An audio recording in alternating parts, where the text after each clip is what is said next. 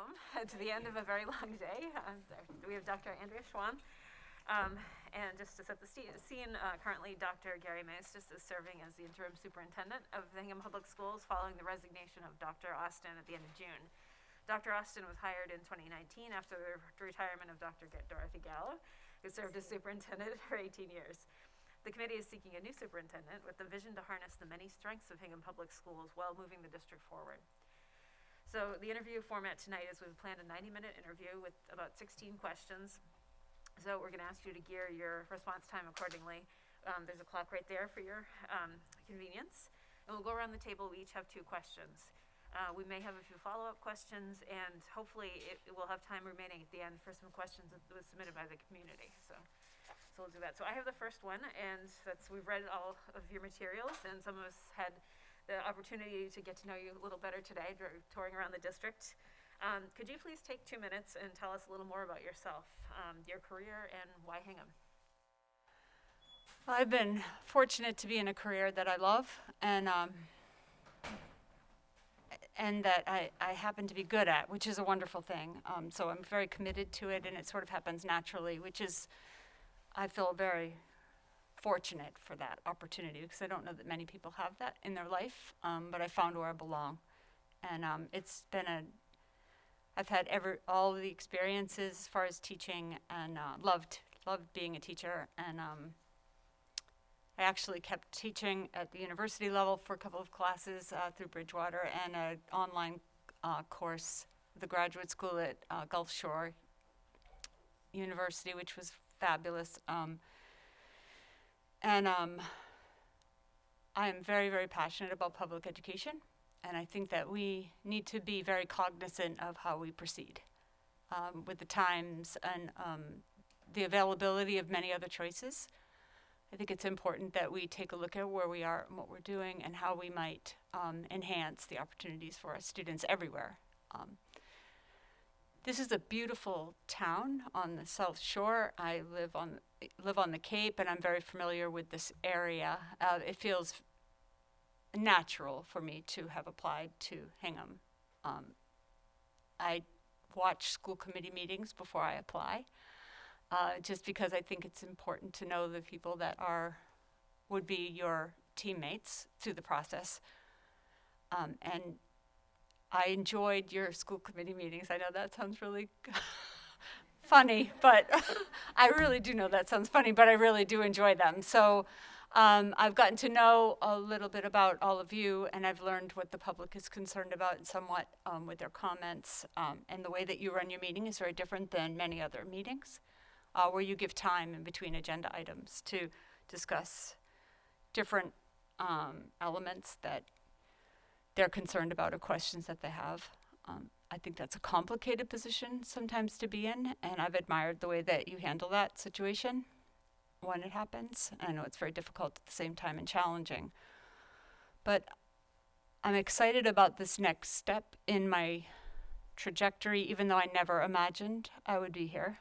But it's time to have a hopeful, bigger impact with all of the information that I've garnered over the years of work.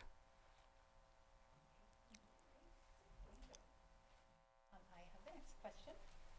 So Hingham has undergone and continues to undergo many changes in leadership over the past several years, including the addition of several new central office positions. What will be your approach toward hiring new leadership team members, and how, additionally, with those new team leaders, they will require a great deal of onboarding and mentoring support. How do you approach mentoring and coaching? And could you give us a couple of examples maybe where coaching was successful and maybe one where it wasn't successful, and how you dealt with that? Do you mean that the person wasn't successful or the coaching wasn't successful? Either.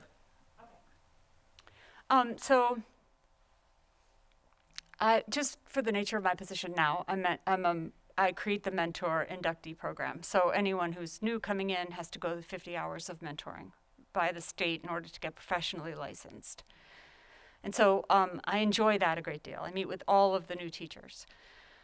As far as leadership is concerned, I always take a team approach to hiring. So anyone that may be in that person's life or that world, even the administrative assistant, I've invited to interview committees. And questions are created. I often send out a list of questions, and the committee then gets to look at those questions to decide which ones they really like and which ones they don't like, and or add any questions to that. So the whole process, even from the job description, I think is really essential when you're communicating that information out. So I take the job description very seriously, and I ask for help from the surrounding members that may be affected by this position. And then from there, the questions, and then the team gets together and we interview, similar to what you're all doing, right? You're trying to hear from have questions from all different stakeholders. So I would follow suit. It works really well that way, because then you're not the only one making the decision, right?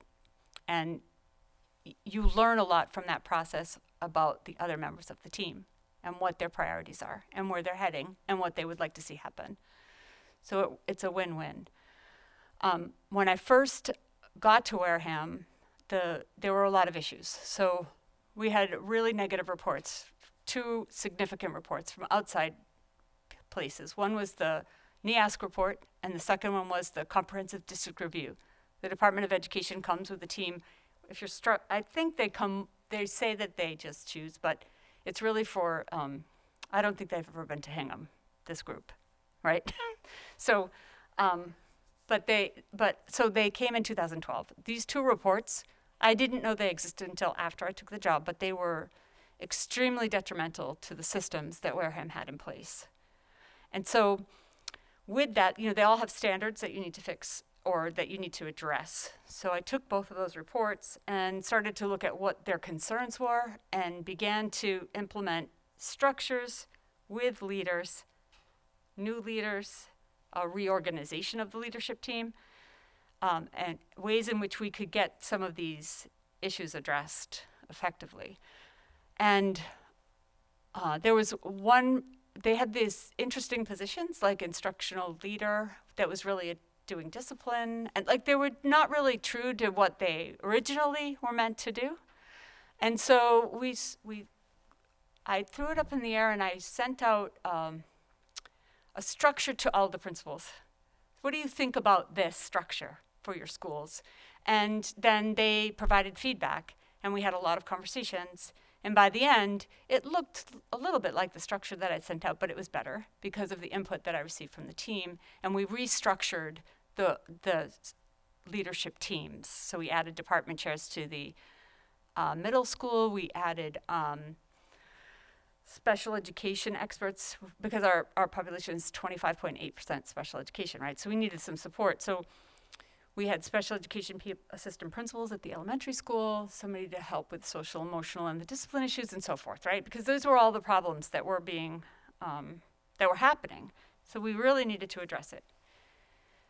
And so after that, of course, we talked to the school committee as well, right? So they were involved in all of these conversations because we were restructuring.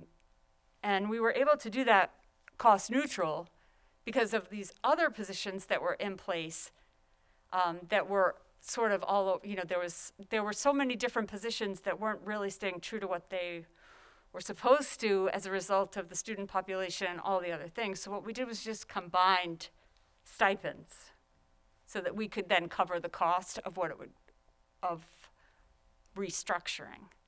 So that was a concern, right? We wanted to make sure that we were staying within the limits and not causing more financial strain on the system. So from there,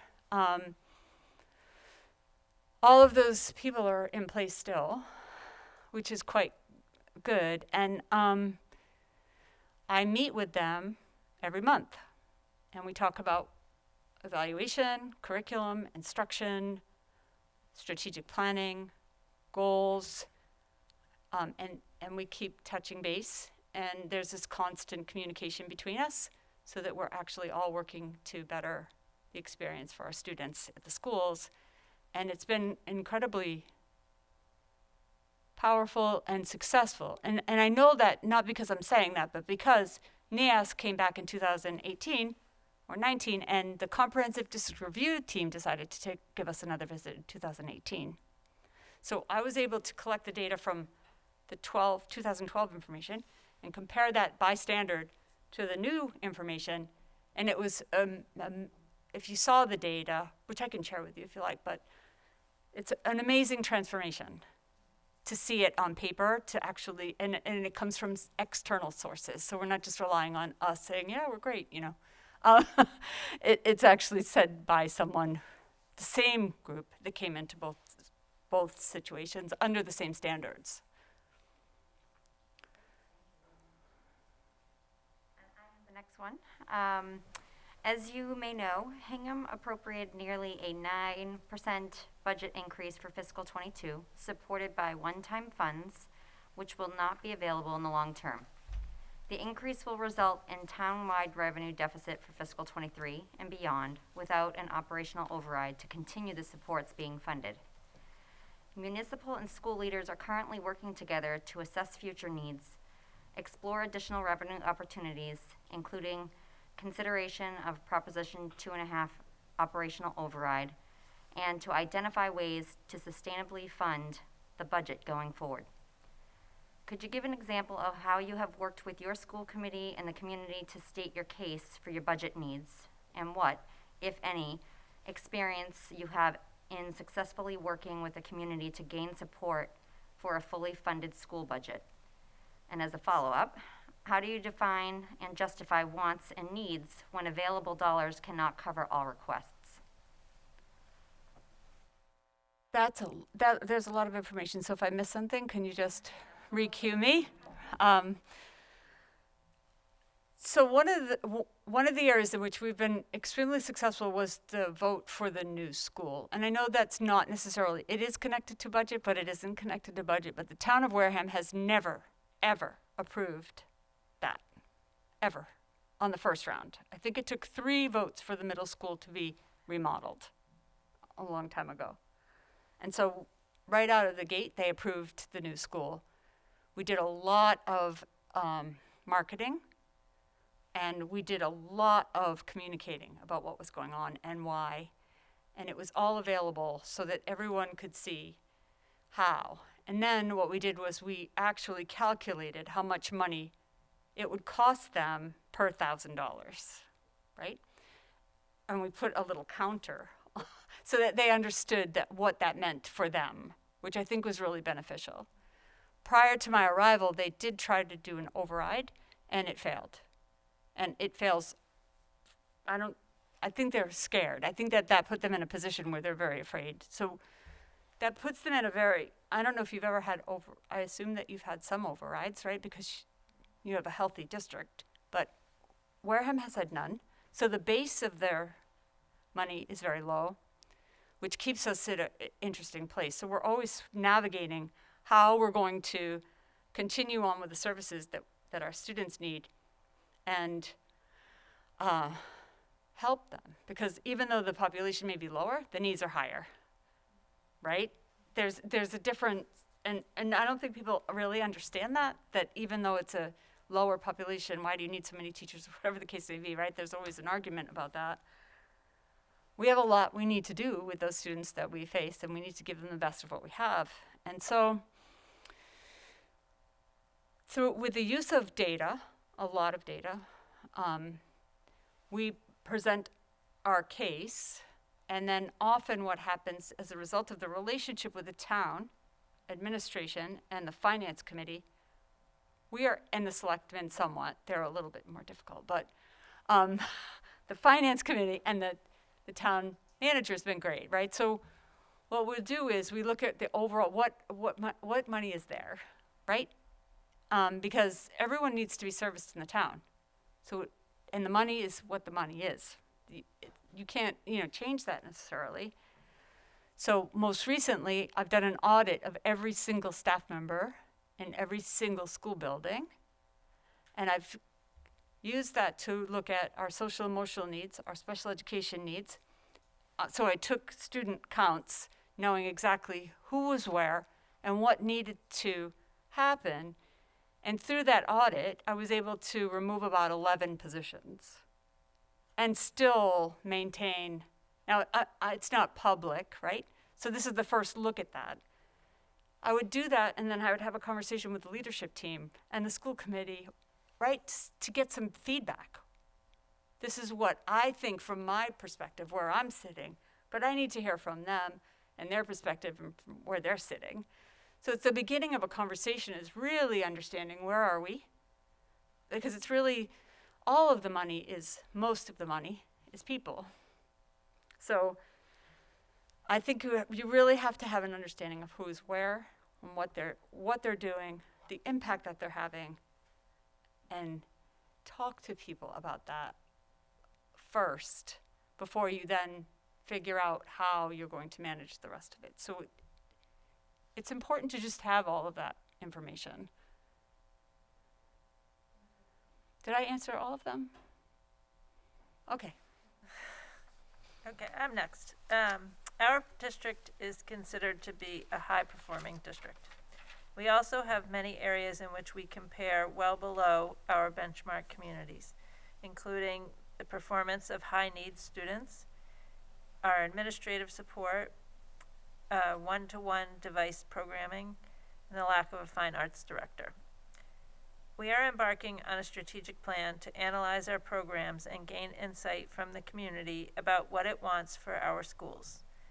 Please explain your experience developing and implementing a strategic plan for your district, and also please tell us how it addressed issues to implement and ones to change. Well, through the COVID year, we went through our strategic planning because our plan was was done with the first round of the 5-year.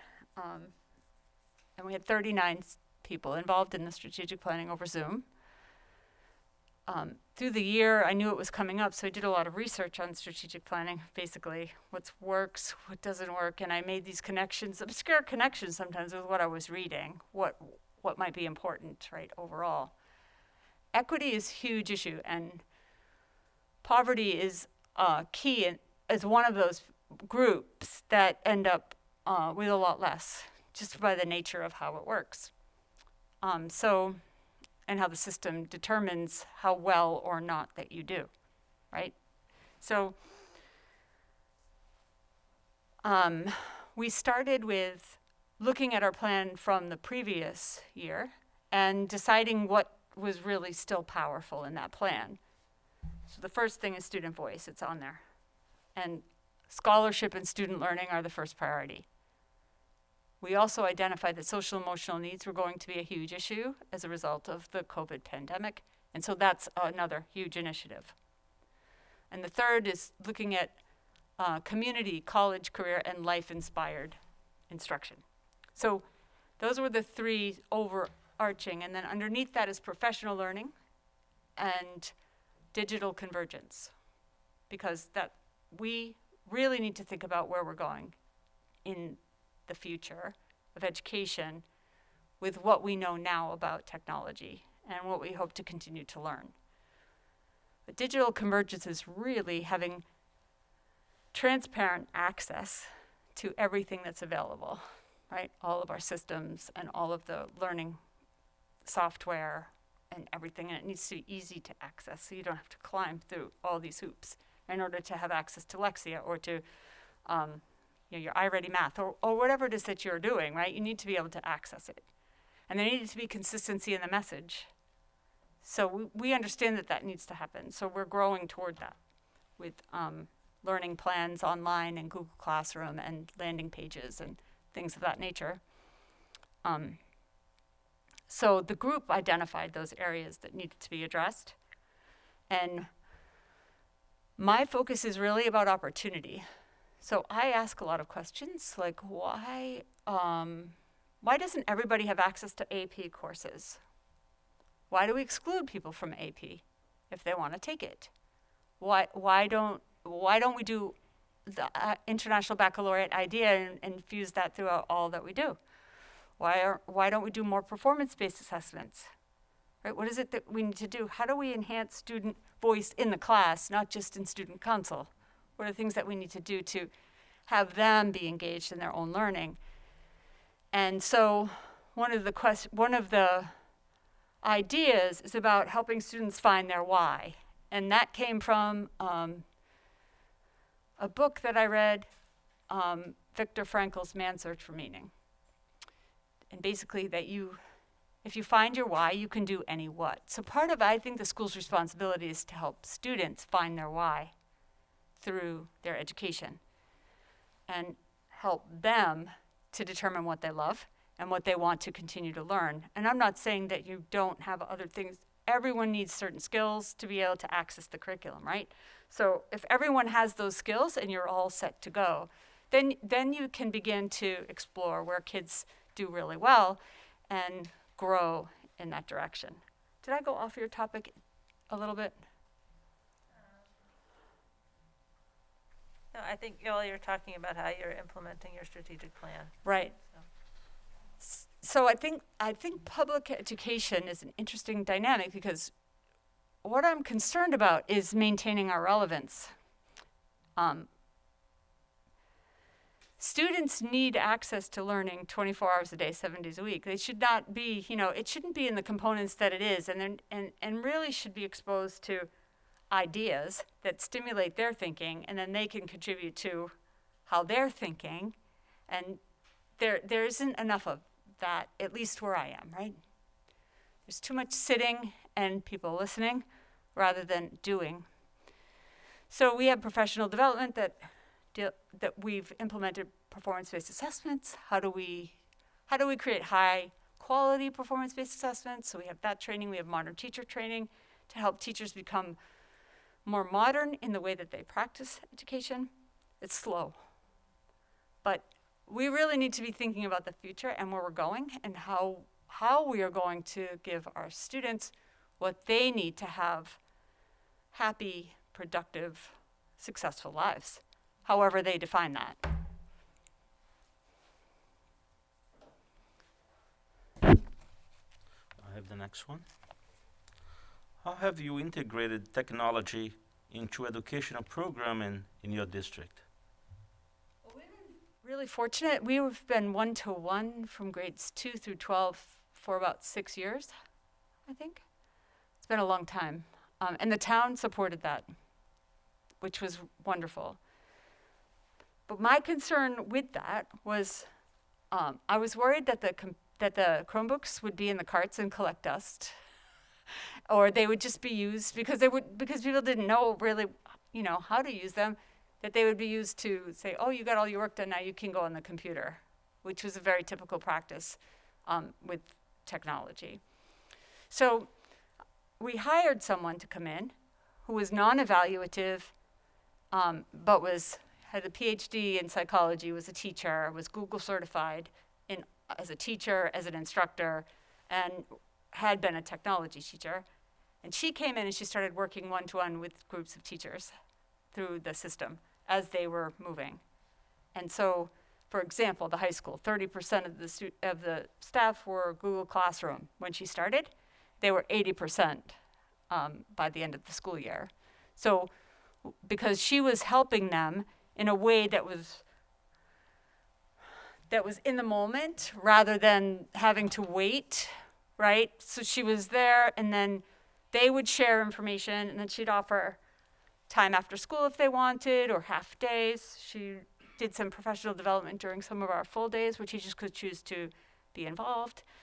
And so what happened was it sort of caught, and then once it catches, they start sharing with one another because it's efficient and effective use of technology. Because essentially it's a pen, right? Really, it's a tool, and it needs to be used to enhance the student's experience. If it's not, then it's not being used as it's appropriated for educational purposes, right? So we've done that, and then our work with Modern Teacher, COVID sort of kicked us into a higher gear. So I then became a website developer on the fly, and created a website called Wareham Public Schools Uninterrupted, and we were able to post all of our teachers' playlists and their landing pages, and there was some level of consistency in the practices so that parents, although some were still, it wasn't perfect, but many had access to the opportunities of the classroom through the website. So then that sort of kicked it up to the next level. Now the question is to take all of that, what we've learned, and integrate it into today. So take all the gifts that were learned through the tragedy, so to speak, and start to figure out how that works in differentiating your instruction in the classroom, and how much more efficient it is if you have access to technology and you set it up appropriately. You can actually reach all of your students, right? Much more effectively than you can possibly do it by yourself.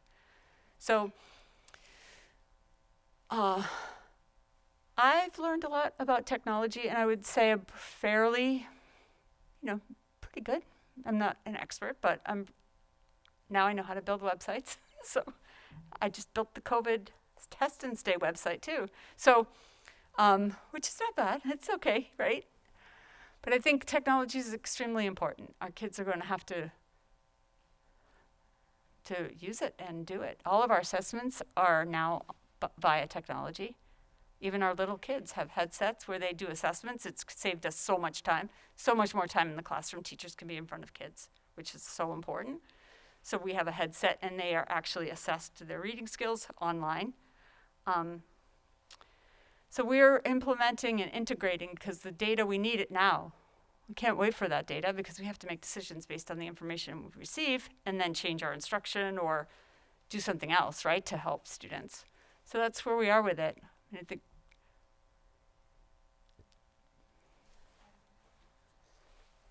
the superintendent leads the administrative effort to plan for, operate, maintain, evaluate, and supervise improvements to school and district facilities. Hingham is currently involved in 2 MSBA projects, an accelerator repair project and a core project. Can you tell us about any experience you may have planning and renovating or rebuilding, or how you could approach the critical issue this brings?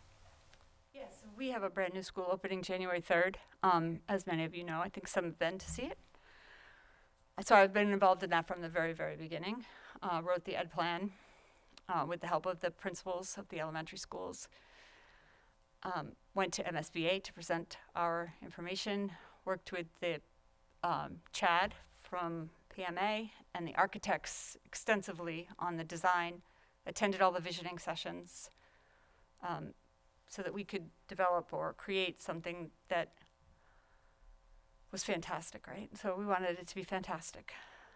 But we also needed it to stay in a reasonable budget, or not that anything's reasonable today. I mean, it's a $90 million school, so I mean, I can't even imagine what that is, but apparently that's reasonable, right?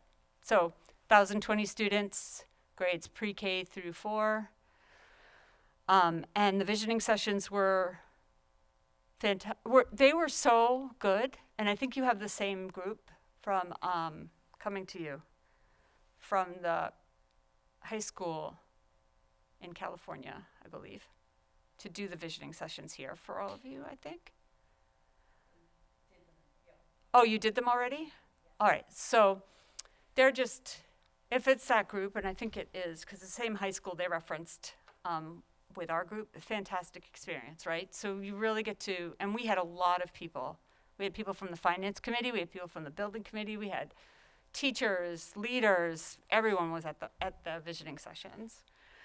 And so, and monthly, I'm at every single building committee meeting. So I know a lot about things I never imagined I would know about, right? What kind of windows do you want? Safety protocols. How do we make it more safe? What are the things that we need? You know, we decided to put extra strength bulletproof glass, the cafeteria windows, because it faces a rough neighborhood, but safety is really important. We have a lot of cameras everywhere. We have a vestibule with bulletproof glass right through, and I think what I've determined is that, at least in my mind, school is the last place anybody thinks that something bad is going to happen for some reason, right? It's our neighborhood. It's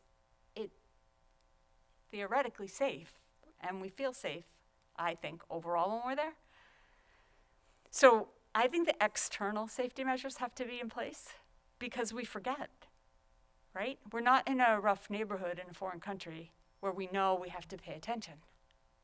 Our guard is up.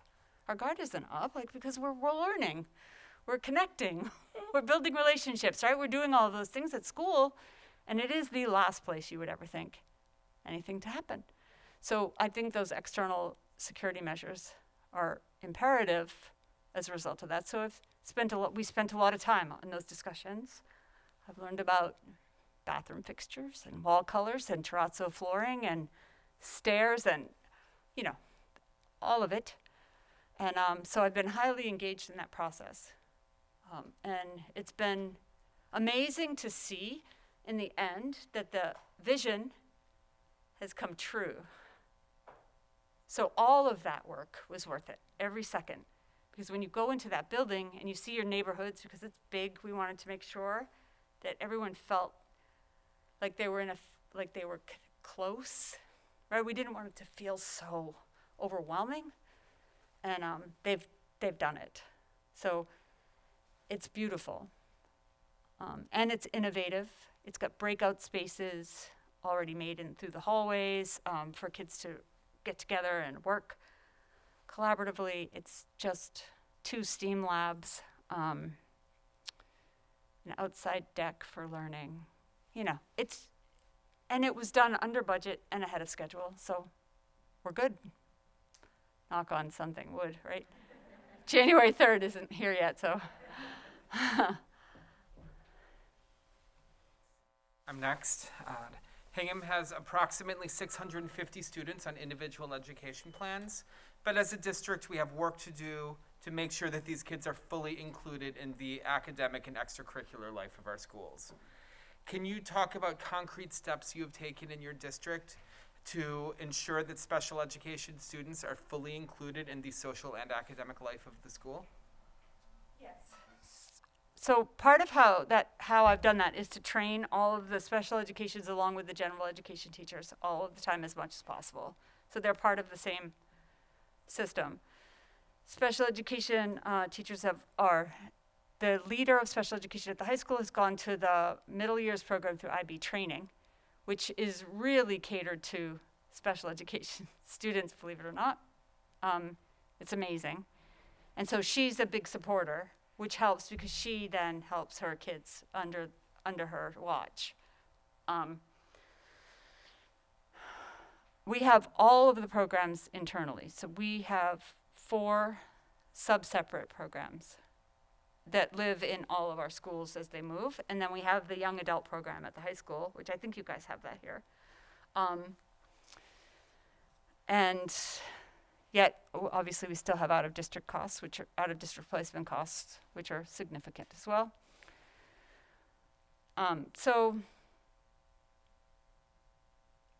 I can tell you personally, I have a daughter who's special education, right? So she's now grown, but she also has an illness that was genetically brought to her that causes paralysis. So anyway, there are a number of issues that she had through her life, but she's pretty smart. She's not smart like we define smart, or like a school might define smart, or like a standardized test might define smart. I mean, she holds her own, but she's not like top of the class or anything like that. But she was not going to be allowed to take any AP classes at the high school when she was there because of all of that. And so I took her out of public school and I put her in a charter school where I knew that she would have access to all of those levels, right? So that's my internal, passionate belief. If not given the opportunity, how will we ever know? Right? So, and part of being truly equitable is giving that opportunity. So I don't know how many times I say it over and over again. It's our job to have kids be exposed to the highest level of learning and then scaffold that instruction, right? So if they're in that class, they may not do as well as everyone else, but they're going to do better than they did before they entered the class, and they'll learn something that will help them possibly through their life be successful. So we do that. There were a lot of things wrong in Wareham, so it's a long haul. The way that they were practicing special education when I got there was all pull out. Everything was pull out. No one was pushing in from OT, speech and language, PT.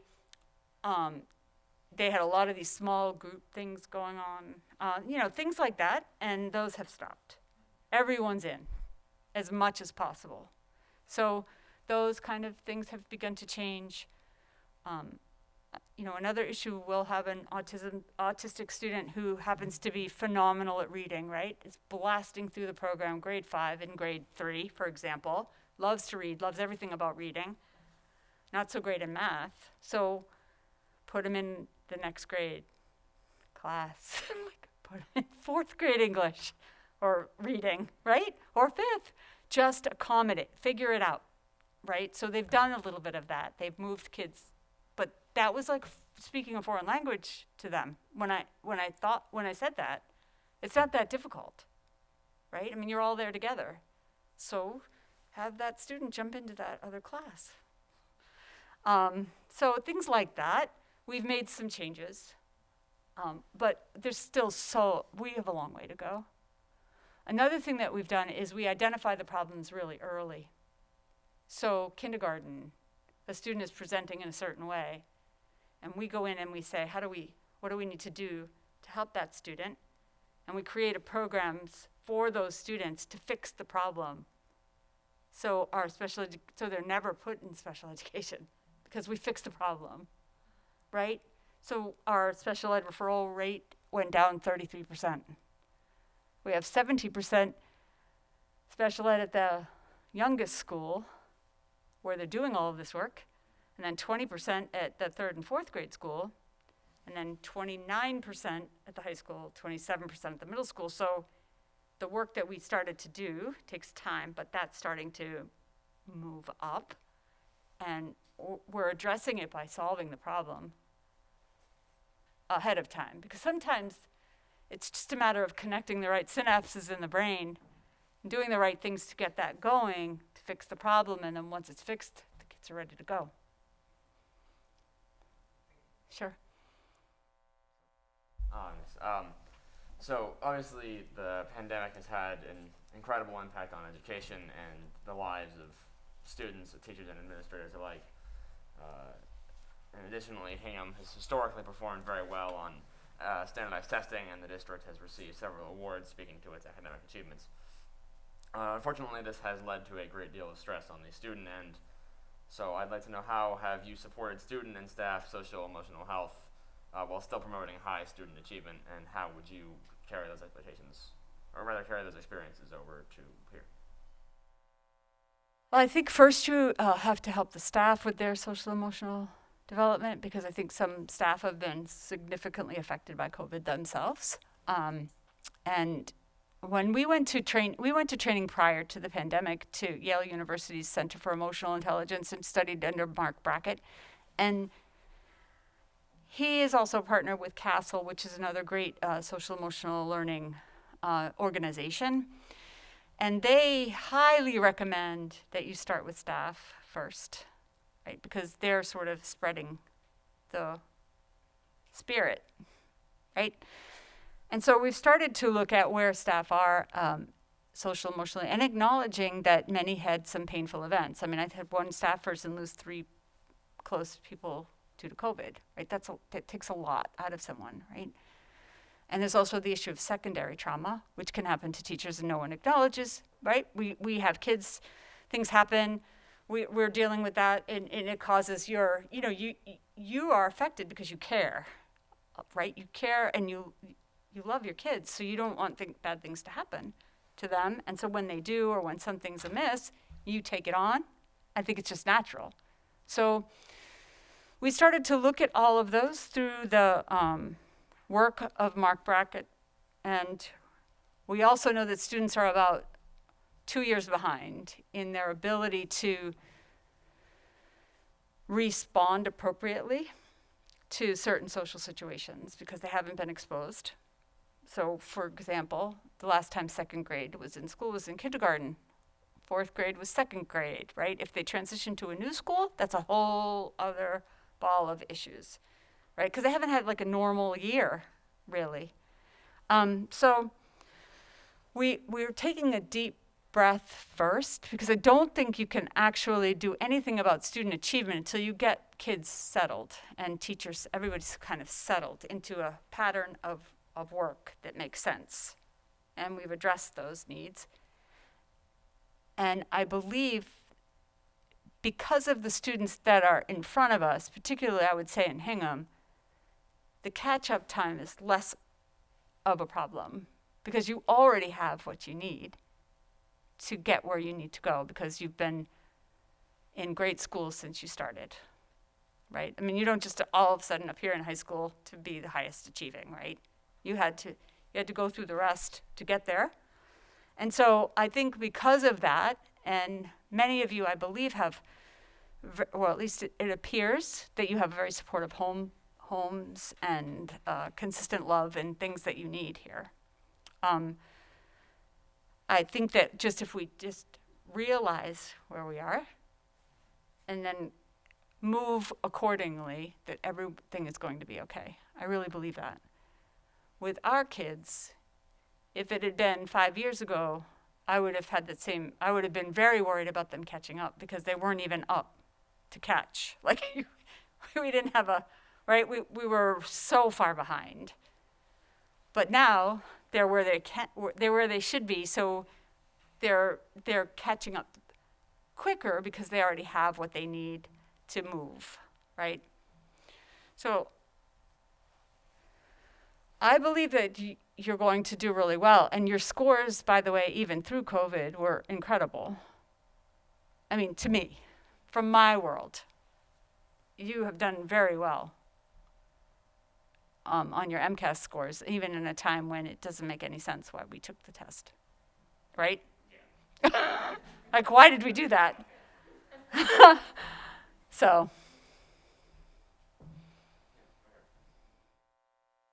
Our time and halfway through our questions, so this is working well. So as superintendent in Hingham, you'll be a member of the town leadership team. Will you share with us your experiences in working with and collaborating with other municipal departments? I would say that my largest experience has been with the finance committee. So they've been highly active on the school project and part of that committee. And they've also been on my strategic planning, which is great. I've invited them out so that they would come in. So I had a selectman, finance committee person. I've been involved. We share a human resources person. So I'm involved with her quite a bit. She works for both the town and the school. And yeah, we have a lot of conversations about what's going on. And it's interesting because the casual conversations are usually most effective, right? So you'll slide in. I always slide in, oh, well, our kids are doing here, or how much help this has provided us over there. But those kind of conversations are very helpful as you're navigating through. But the superintendent talks to the town manager mostly. And I just get in there when I can. And all the extraneous work has been very productive. So it's been good. It's been a really good relationship. I am next. So effective communication is one of the key components to a successful school district. And the Hingham community has high expectations for a dynamic, effective, and transparent communications from the superintendent. Could you detail for us your communication strategy or approach, and what role do you think social media should play in communications from the schools? I think, well, my approach to communication has to do with the message that I'm receiving. So depending upon what I'm hearing or what email message I have will depend upon how I respond.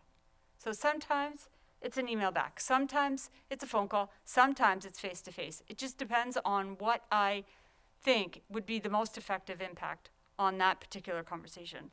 So I match how I respond and what I hear or what I think that person needs, which I think is really important with communication. I also think it's important that a district define how they're going to communicate. right? So how do we intend to communicate, and how do we get that message out to everyone? So that if you want to find information from us, this is how you do it. A, B, C, D.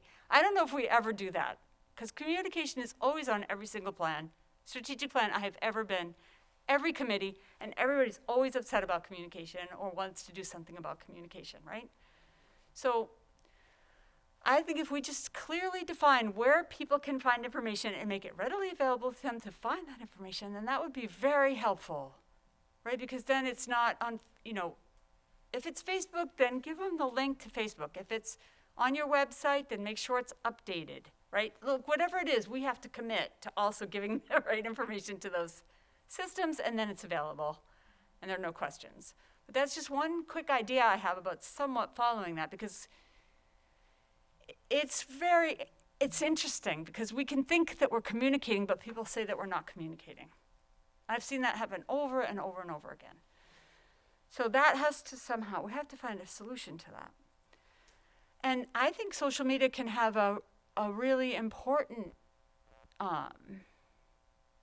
it's an important way to communicate, because that's how people are communicating with one another. But I also think it's important to make sure that you have the right security measures on your social media accounts, right? So I have a Facebook for Wareham curriculum instruction, professional development, right? I have a Facebook group where I post things, but no one else is allowed to post anything on there. It's for information purposes only. It's not to have a conversation, right? If you want to have a conversation, the information is there to reach out to me, and we can have a conversation, right? But it's not about conversing, it's about getting information out to people. And I think those have to be somewhat secure as we're deciding which way we are going to communicate. Because you have to, I think it's so important to somewhat control some of the messages that are being, you can't control friend to friend, right? If somebody's upset at a school and they have a friend and they're saying that they're upset and so on Facebook, and it goes back and forth, and some teacher is also friends obscurely with somebody who's a friend of that friend, and right? I mean, there's only so much you can do to control that noise. So to be honest with you, I don't pay a whole lot of attention to it. Because it gets in the way of my job, and my job is really important with the staff, the kids, and everything that needs to happen. I don't have a lot of time to spend on that kind of chatter, really, right? But if somebody thinks it's important enough, they'll call or they'll email, right? They'll call the principal, they'll call the teacher, or they'll do what they need to do, because that's how we communicate in school. So I think it can play a positive role in many ways, but I think it needs to be done carefully and thoughtfully as you move. Sure. The next one. We are currently in our second year of our equity and inclusion audit. How have you, in your past experience, been involved with movements like this within school systems? And what do you think is the most difficult part of diversity, equity, and inclusion work in a school district? And as a follow-up, what would you prioritize in your first year? My priority in the first year is to actively listen a lot. I need to hear from everyone that would talk to me, right? I need to gather all the information, get as much data as I possibly can. I would look more closely at Dr. Jamie's survey data. I saw that initially, so I did a quick view of that, but I would look more closely at that and try to understand what does that actually mean. And so just collect a lot of information so that then I could surmise what might need to happen. I have not had the privilege or the money to be audited. I've wanted to, but it's quite expensive. So to have an outside person come in and audit would be incredible, and it's an amazing experience. What is most difficult about that is the truth that we all have to tell ourselves in the information that's gathered. Because we all own it. We all own some of what's going on. And so it's kind of an inside-out job You have to look at yourself, your beliefs, your culture, how you were brought up, what's happened historically. We need to understand what has happened so that we can then find ways to change some of those systems to make it more equitable. And I think the hardest part will be looking in. All of us, teachers, everyone, looking in. As it can be painful, I think, when you see the truth of it. Because no one wants to hurt anybody, right? So. I have the next one. Please describe a time when you successfully reconciled a difference between a union position and a school committee position. And what strategies did you use to achieve the positive outcome? A union position and a school committee position? Or a district position, the staff position versus the union. Oh, okay, got it. And then what strategies did you use to achieve the positive outcome?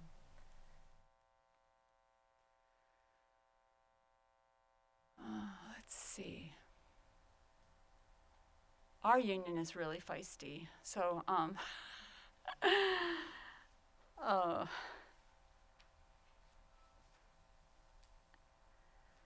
so the union was very angry at the high school principal. And so they decided that they would get a table with coffee and signs or whatever and plant themselves in front of the high school in the morning as faculty were coming in, which is never good, right? I mean, it's just not good. So we really needed to sit down with the principal and identify where the issues were on his end, and then sit down with the union and identify where those issues were on their end, and come up with a way to live together. And so far, everyone's still in place. And that was probably two years ago now, I think, where that happened. What's hard is that the union is now fighting amongst themselves a bit, because the president and vice president are part of the lower elementary school, and so the rest of the schools are upset because they feel as though they're not representing them, right, at their grade levels and such. So we're trying to work with that. My largest experience with unions was when I was a principal and I had 5 union reps in the building.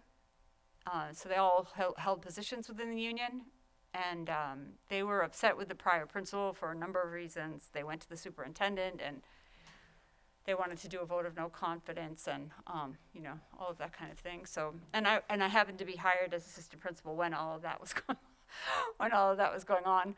So I watched and listened and took it all in. But I knew what I was going to do as principal as a result of that experience, and how to not have that happen. And part of that was really just being ahead of it and talking to them frequently and having them as partners in the work we needed to get done. And it worked brilliantly well while I was there. The only thing I'd wished is that I think I could have done a better job. I hope I've done a better job in Wareham, but I like to make it so that I'm not needed, right? So, and you do that by empowering the people out there, and they have had no real success, because everyone's in touch with me now still from that experience, and so I hear everything going on, but they're not very happy with what's happened since. So, which is too bad. I think I've done but learning from that, I think that in Wareham they're ready, right? I hope and believe that I've empowered and we've created these teams so that when I go, they'll still continue on with their work, which is really the hope, because you want your kids to be successful forever, right? So hopefully that will be the case. What role do you believe school staff should play in decision-making? How have you involved your staff in the decision-making process? I can give you an example. We needed a math program, And the prior person in my position had a small committee together to create the opportunity, and then they made the decision on the math program, the small committee. So the word was that there were favorites in the district, and that the person in the position would only ask those people. So when we needed a new math program, I received a rubric from another director of curriculum created for math program. And so that rubric went out to everyone that was piloting the programs. And so we were checking in periodically with how they were doing with every staff member using the programs. And at the end, we also did another assessment, but then I met with every single grade level and talked to them about their experiences with each program. And they voted on the program that they wanted. And that's how we did it. So everyone was involved in that process. And the more information I can get, the better the decision. And honestly, nothing gets done if you don't have buy-in. You have to have this collaborative effort from everyone on part to really make any sustained change, or it doesn't happen. So I'll create an idea and put it into a system, and then share it out and get feedback, implement the feedback, share it out again. Did I implement what you said? Like, do I have this right? Then it goes back out again, and they say yes or no, or add this, or fix that, or you missed a period there, or capital there, whatever the case may be. And then that document comes back again. I say, this is the final document. They say, okay, and we go. So everything is like that. It's sort of this continuous communication through all of that, so that the feedback is effective and everybody knows what's going on. And it's not that difficult to do now, because Google Docs is fantastic, and you share it out and everybody chooses a color and they add their stuff in, and it works brilliantly well. So technology's been so effective in helping that move along and getting more voice involved in it, so people feel like they're part of it.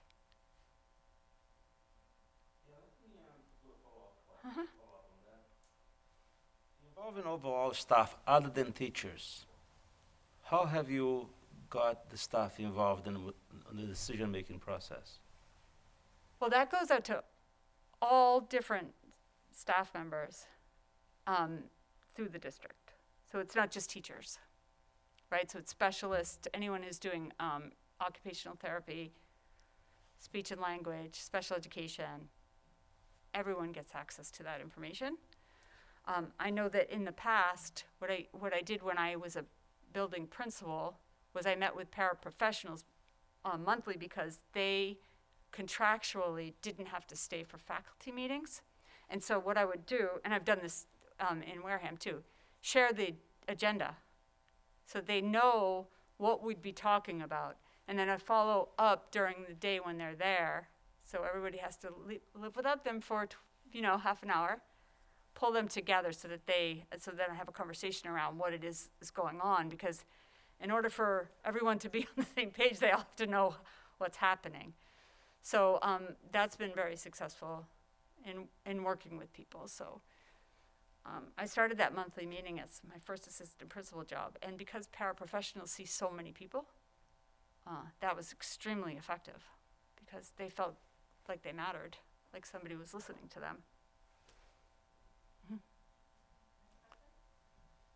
School budgets reflect what is valued in educating our children. Looking at the budget of Hingham Public Schools, what do you see our district valuing? As superintendent, would you maintain the current values or implement changes to those values? If changes in the budget, where and why?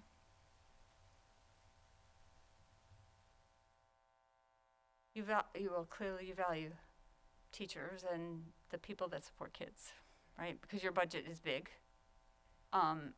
You have a lot of kids too, so I'm not saying that it's disproportionately large, but a lot of it is staff, obviously. So I think that that's very important, and should be, really, for any budget. But the rest of the questions, I would need to learn a whole lot more about the system before I would feel comfortable actually giving an assessment. right? Because I can sit here and say, well, I would do this and I would do that, but without talking to the people that are here, I would feel uncomfortable in that yet. But in 6 months, I could answer the question, right? Or watching the process this year, seeing how it's all done and where you land, and then understanding and knowing people better, talking to the team, and I would feel much more comfortable then. The town of Hingham has, one of the great things about Hingham as a town is it has a wealth of talent in the town, both through individuals and through organizations like the Hingham Unity Council, which promotes diversity and equity in the town, the Hingham Educational Foundation, which funds school projects, the PTOs, the CPAC. Can you talk about how you've harnessed the talent of local organizations that aren't affiliated with the public schools, how you've harnessed their talent to improve the schools in your district? I'm fortunate because most recently, due to Test and Stay, that program, but due to Test and Stay, we've actually connected with all of our EEC programs, and we've always been connected to the YMCA. So they're a real supporter of what we do, and we often plan collaboratively for summer and other vacation times and things like that. We have a relationship with Buzzards Bay Coalition, which is a phenomenal group that is actually teaching our kids how to sail and giving them different lessons throughout their time. So we have programs for that. Our students hate vacation. So we try to find ways in which we can keep them engaged during the time of vacation.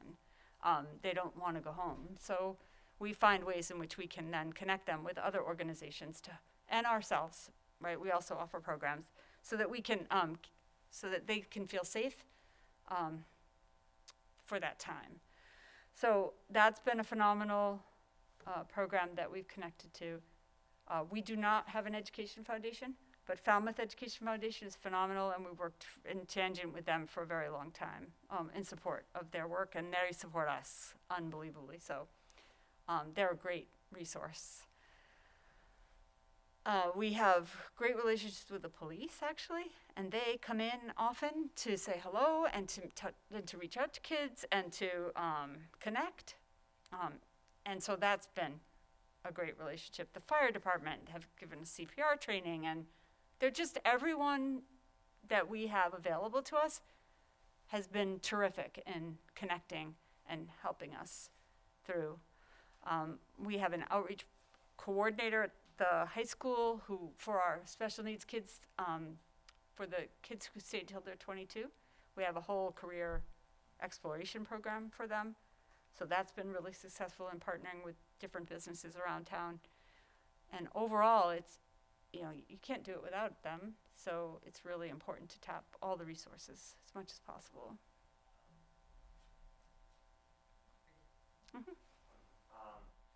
And so recently, several new music classes have been added to the program of studies to be implemented next year, as Hingham is a community that often prides itself on its arts classes and its dedication to that sort of both fine and applied arts. But despite the impressive slate of art classes we have, only a single semester is required for graduation from the high school, which is by far the lowest in our area. So I'd like to know what your views are on the arts in schools, and would you perhaps want to increase that requirement should you become superintendent? Does your principal want to increase that requirement? I don't know. I would ask him if he would like to, and then what do you give up to increase it? So we'd have to sort of look at, I believe that if you are a musician, then you should take as many classes as possible, but it should be good for it should be worth a requirement, right, versus an elective.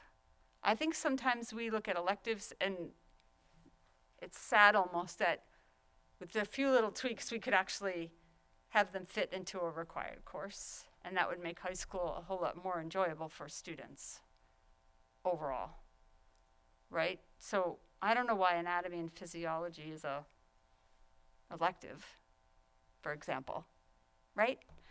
So music, art, and the connections that they make with all of the other subjects,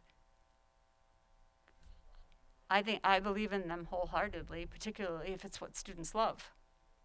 If that's their gift and that's what they want to explore, then I say go for it, but that's a big discussion to have with the principal because they set that guideline along with the state requirements, right? So there's this guideline that needs to follow in order for you to be considered a true graduate of that school. And that's a really big conversation, maybe not for the one class or the two classes, but overall, what does that look like? How does that fit? And what do you have to trade off to make that happen? And can you trade it off to make it happen, right?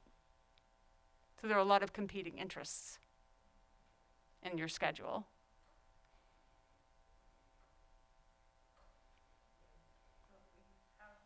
Time for a few questions from the public. We had a number of people send questions in. Many are covered by our questions already, but this one is from the Hingham CPAC, which is a Special Education Parent Advisory Council.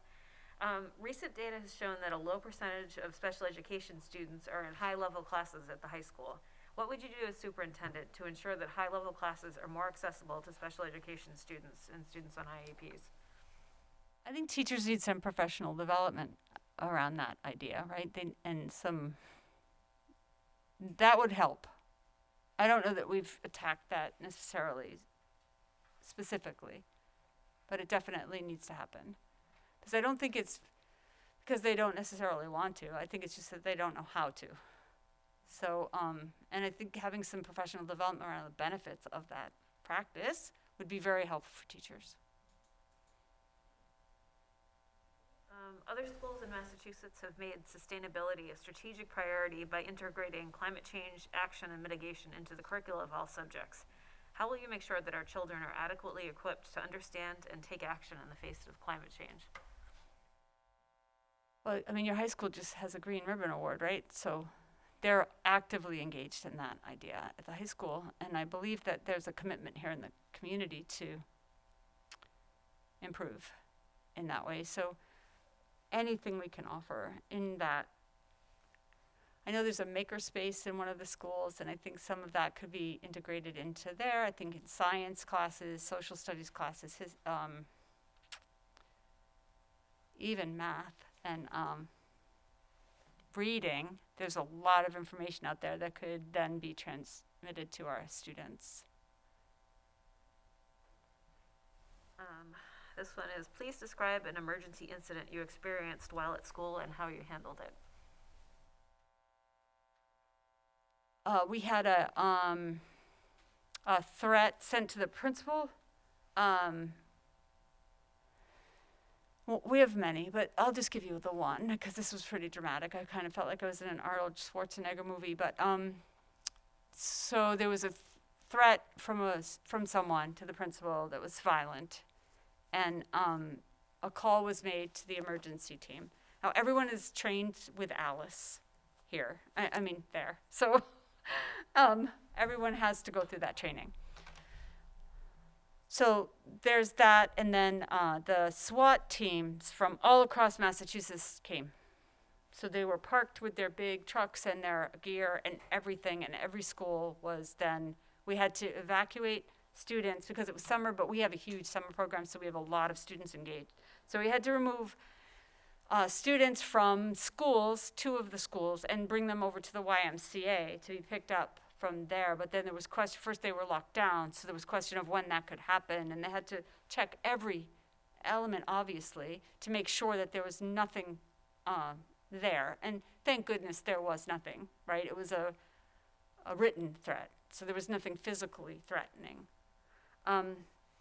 So we all went over to the YMCA to help with identifying, to make sure that the right person was picking up the student, right? We didn't want to have the wrong person, so we had to make sure that every single parent had the access necessary or permission necessary to pick up that student, because there's a lot of tension with that involved in Wareham.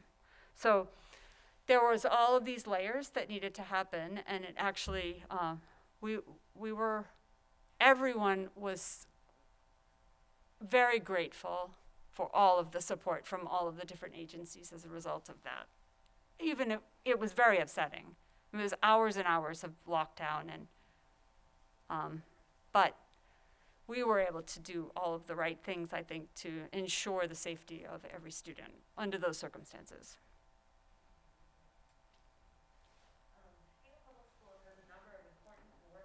Is to expand and or improve the overall educational experience of our students.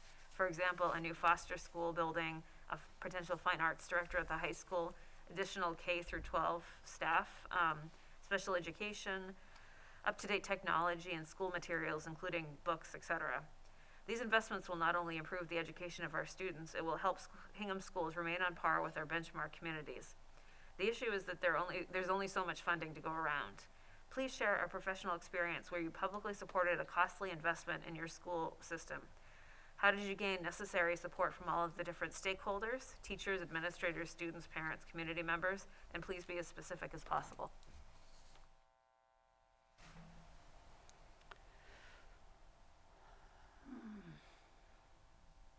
I would say that there are a number of things that are moving through my head on which one to choose, right, so that I can give the best information. The data that we have received as a result of the literacy initiative has been, you can't argue it, right? It's just amazing what's happened with our kids. So we share that throughout the year. So everyone is aware that we send parents report home, we talk about it, we have school committee meetings about it, we share that data all over the place as much as we can so that people are aware. But it takes staff to make it work successfully, right? So if you have a group of, we usually split kids into 5 different groups, so 5 teachers share those groups, and they're put into level of need, and the most need the most support, and it moves that way, right? So the most support goes to the lowest need, and then there's a medium support at the next level, and so forth. And you can't do it alone, so you need help. And we have special education staff in there, or an OT or a PT or a speech and language person, but we also need paraprofessionals. And they don't want to fund it, right? They don't want all those people because it costs money. And so there was argument about that happening, and basically because all of that information had been shared, and because of the results of that, and I mean parents saying, my kid can read in kindergarten, on Facebook, for example, like, I know you only take the good news, right? but there's this sort of, wow, this is amazing what's happening kind of a thing. Then the school committee fought for us to keep that help in, right? Because there was data to support the success of that. So I think the more clear you can be on, or targeted you can be on what it is that you're trying to do, and then provide the information to then support that, it helps, right? At least they have the facts. It's not just because I think so, right? It's because it says so right here in the data. So we do that as much as possible because it takes out any ambiguity in response, right? You have the information, so. Thank you. Probably one more question. So please explain your understanding of the science of reading and the Massachusetts Dyslexia Guidelines developed by DESE and DEC. Second, please describe in detail the experience you have in leading a district to adopt the principles of science of reading, including early screening, frameworks of intervention, program development and implementation across grade levels, teacher retraining, progress monitoring, and explicit instruction for students identified as having a specific learning disability in reading and writing. Finally, present any evidence data collected in your previous position supporting early screening and the implementation of science of reading and reduce the number of referrals for special education. It's a long question. Yeah, so I think I've actually spoken to that on numbers, so excuse me if some of you haven't seen me before, but others have heard this story, so I feel badly about that, but I'll just So I'll just say it again because I think it's important work.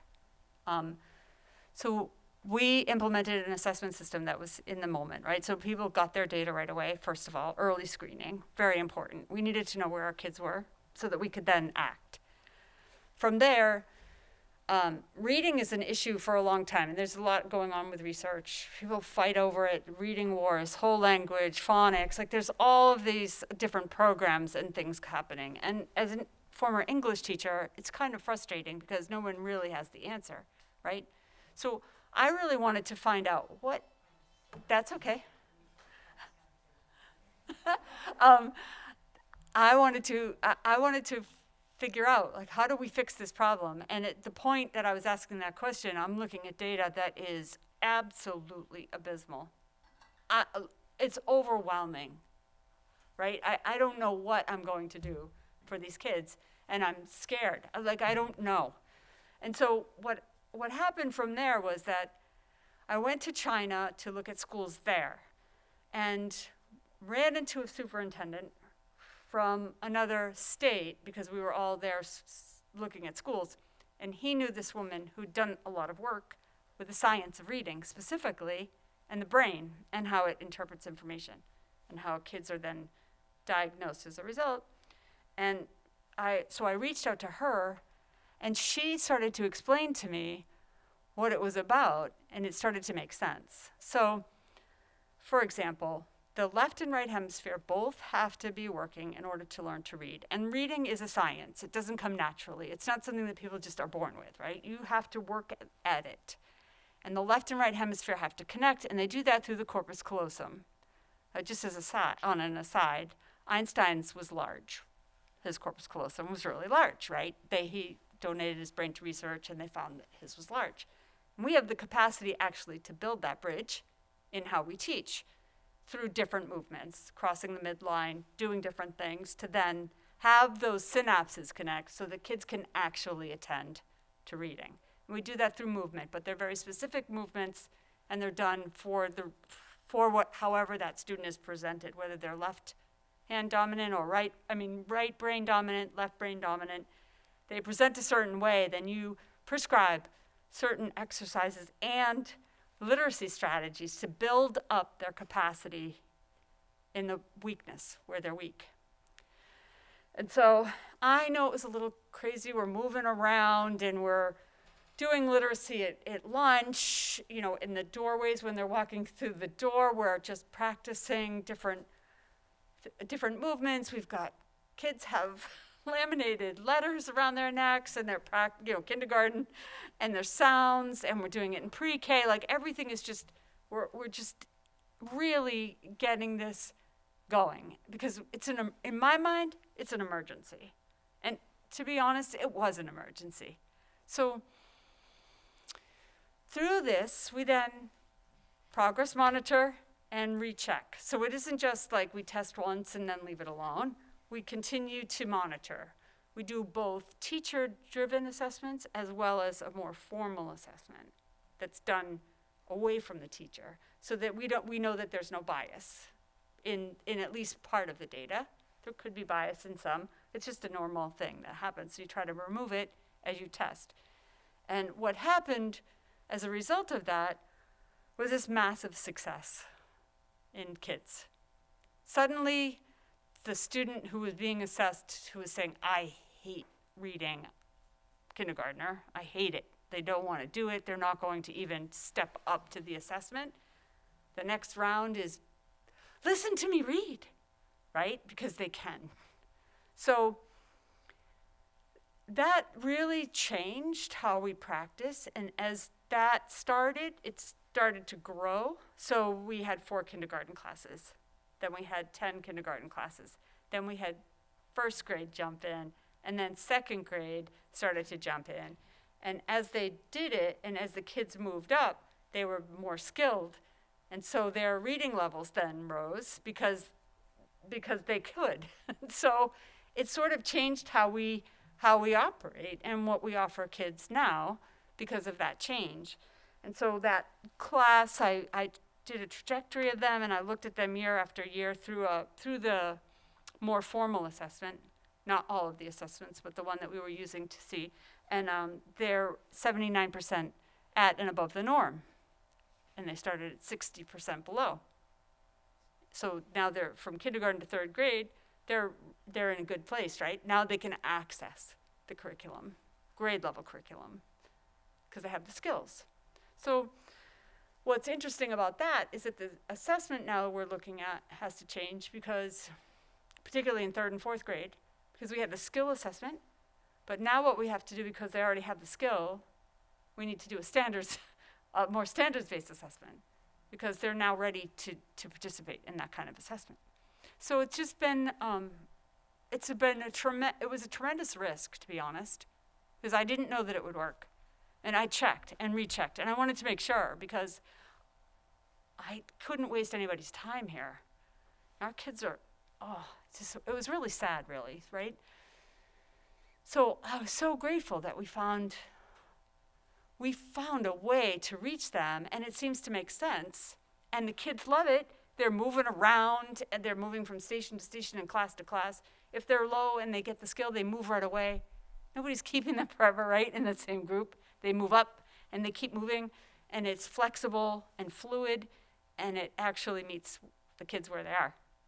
And so it's been phenomenal. And just on a side note, funny story. So there's a note given to the secretary about the kindergarten student that has permission from her mom to stay after school. And so apparently she wrote the note, the kindergartner, and saying that, right? And so the good news is that she wrote the note, okay? The bad news was we need to kind of say, well, no, can't do it that way. But those kind of things. And then the second grade was mad because, the fifth grader was mad because the second grade was reading some of the books that they were reading. And they said, no, you can't read that book because we use that. And I said to them, well, you better think about changing your books because these kids are coming. Right? So there's that sort of, and then I needed to buy more higher level texts for kids for their reading groups. Oh, so sad, right?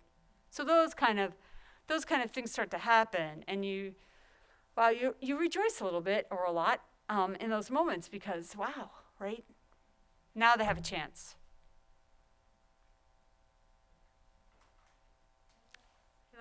Is there anything else you want to tell us or let us know? In this day about myself, which I don't like to do, by the way. I've talked way too much about myself, but it's been an amazing experience, and I can't thank you enough for inviting me. First to the initial meeting, and I'm actually humbled to have been chosen as one of the finalists, so I'm greatly appreciative of that as well. And you're a wonderful group. I've enjoyed meeting everyone. I had a blast with the students, by the way. You should do that forever. They're just that was so much fun being with them. So, and the schools are fantastic. I'll have to, like I said, I'm letting it all wash over me because it's a lot to take in. And I will think about this regardless of the outcome. It was an amazing experience, and I can't thank you enough. And I know you've worked hard as well today, and actually probably for months now. So I applaud you all for that. I was privileged to sit in on the leadership team, and she had a question about they asked you what you found beneficial about Hingham and its strengths. And one of the things that she said, and I was in the back of the room, she complimented the school committee from watching all our meetings and participating, and so you guys should all know that. So thank you for saying that. I appreciate that. But I was like, oh, thanks. No, but that's nice. It's lovely to be part of, you're watching from a distance, right? Mm-hmm.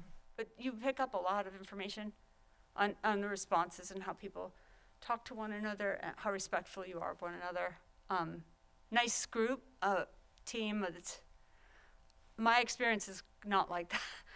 Not like that currently, and it's fine, right? We get along fine, but it's so lovely to see a group working so cohesively together. And it shows, just so that you know, you represent the schools, and you do so in a way that is very, very complimentary and supportive. So, By the way, off the record, you can share with us your strategy to get the kids in the art program to not wanting to go home. So perhaps, right? Perhaps by spending more time they're not going home, the principal will consider, increasing, right? It's possible. Yeah, thank you. Appreciate it. We really enjoyed meeting you. Thank you. Thank you so much. Okay. I'll take a motion to adjourn. I'll make a motion to adjourn. I'll second. All in favor? Aye. Okay, meeting is adjourned.